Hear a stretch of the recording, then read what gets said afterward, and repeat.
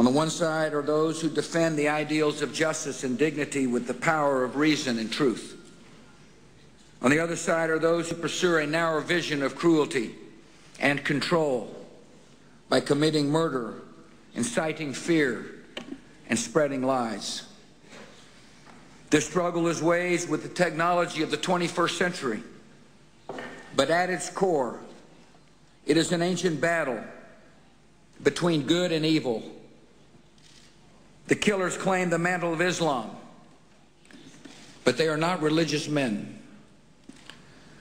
No one who prays to the God of Abraham could strap a suicide vest to an innocent child or blow up guiltless guests at a Passover Seder or fly planes into office buildings filled with unsuspecting workers. In truth, the men who carry out these savage acts serve no higher goal than their own desire for power. They accept no God before themselves, and they reserve a special hatred for the most ardent defenders of liberty, including Americans and Israelis. And that is why the founding charter of Hamas calls for the elimination of Israel. And that is why the followers of Hezbollah chant, "Death to Israel, death to America."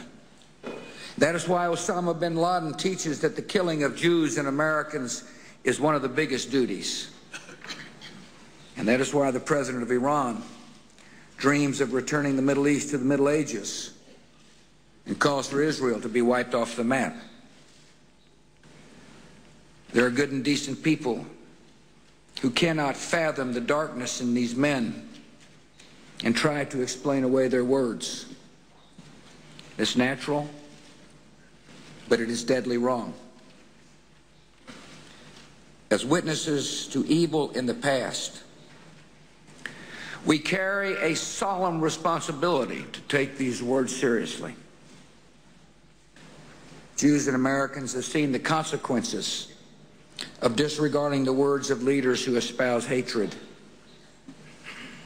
And that is a mistake the world must not repeat in the 21st century. Some seem to believe that we should negotiate with the terrorists and radicals as if some ingenious argument will persuade them they have been wrong all along. We've heard this foolish delusion before. As Nazi tanks crossed into Poland in 1939, an American senator declared, "Lord, if I could only have talked to Hitler, all this might have been avoided." We have an obligation to call this what it is: the false comfort of appeasement, which has been repeatedly discredited by history.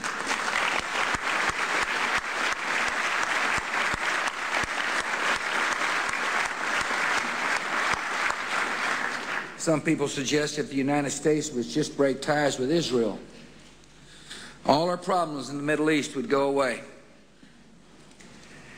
This is a tired argument that buys into the propaganda of the enemies of peace, and America utterly rejects it.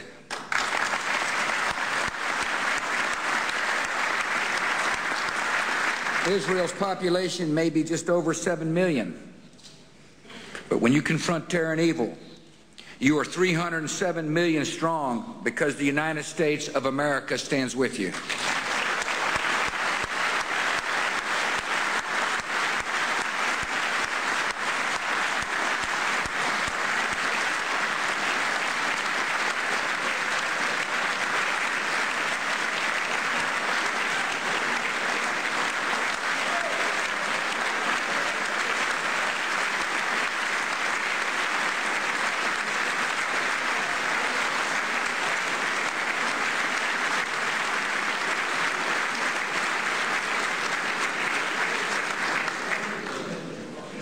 America stands with you in breaking up terrorist networks and denying the extremist sanctuary. America stands with you in firmly opposing Iran's nuclear weapons ambitions, permitting the world's leading sponsor of terror to To possess the world's deadliest weapons would be an unforgivable betrayal for future generations. For the sake of peace, the world must not allow Iran to have a nuclear weapon.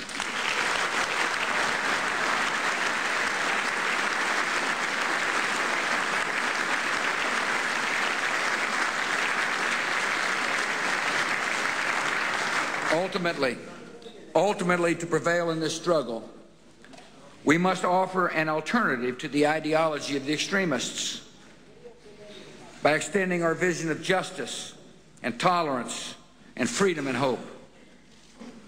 These values are the self-evident right of all people, of all religions, in all the world, because they are a gift from the Almighty God. Securing these rights is also the surest way to secure peace. Leaders who are accountable to their people will not pursue endless confrontation and bloodshed. Young people with a place in their society and a voice in their future are less likely to search for meaning in radicalism. Societies where citizens can express their conscience and worship their God will not export violence. They will be partners in peace. The fundamental insight that freedom yields peace is the great lesson of the 20th century. Now our task is to apply it to the 21st. Nowhere is this work more urgent than here in the Middle East. We must stand with the reformers working to break the old patterns of tyranny and despair. We must give voice to millions of ordinary people who dream for a better life in a free society. We must confront the moral relativism that views all forms of government as equally acceptable and thereby consigns whole societies to slavery. Above all, we must have faith in our values and ourselves and confidently pursue the expansion of liberty as the path to a peaceful future. That future will be a dramatic departure from the Middle East of today. So as we mark 60 years from Israel's founding, let us try to envision the region 60 years from now. This vision is not going to arrive easily overnight. It will encounter violent resistance.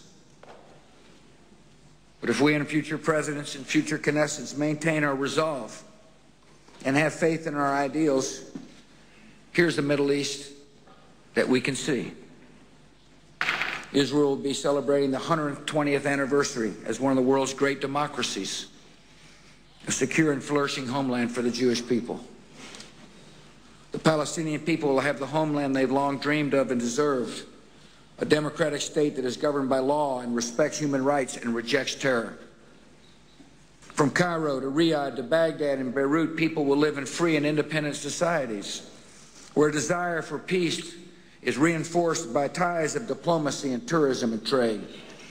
Iran and Syria will be peaceful nations with today's oppression and distant memory, and where people are free to speak their minds and develop their God-given talents.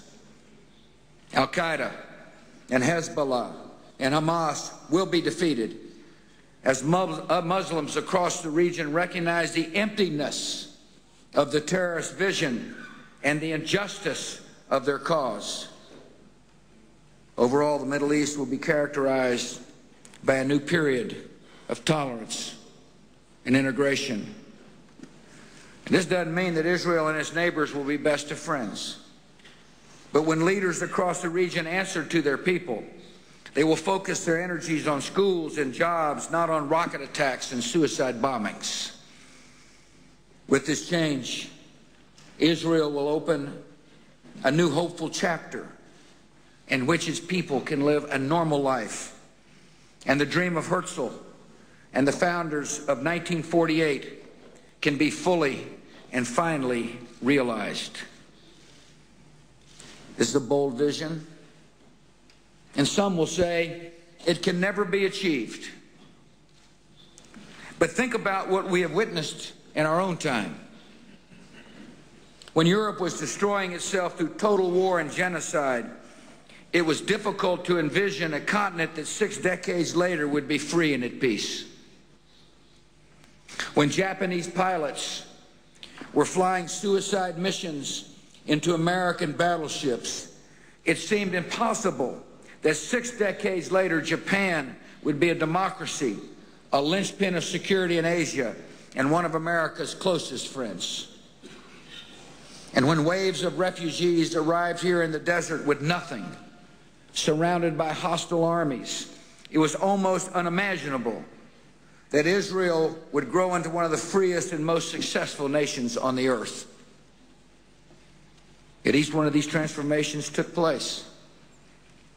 And a future of transformation is possible in the Middle East, so long as a new generation of leaders has the courage to defeat the enemies of freedom, to make the hard choices necessary for peace, and stand firm on the solid rock of universal values.